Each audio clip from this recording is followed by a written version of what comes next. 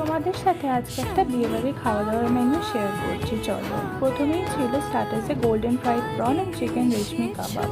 তারপরে একটু মকটেলস কাউন্টারে খেয়ে তারপর ডিরেক্ট গেলাম মেন কোর্সে। ফার্স্টেই ছিল কড়াইশুঁটির কচুরি, তার সাথে ছোলার ডাল, তারপরে বাসন্তী পোলাও, মাটন কষা, ভেটকি পাতুরি, এর সাথে রাইসও ছিল, বাট আমি ওটাকে স্কিপ করেছি।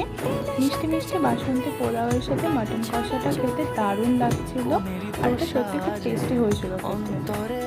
আর বাসন্তী পোলাও নিয়ে আলাদা করে বলার কিছুই নেই, এটা যেরকম নর্মাল হয় খুবই মিষ্টি মিষ্টি খেতে ছিল। আর ঝাল ঝাল মাটন কষার সাথে মিষ্টি মিষ্টি বাসন্তী পোলাও খেতে সত্যিই ভালো লাগে।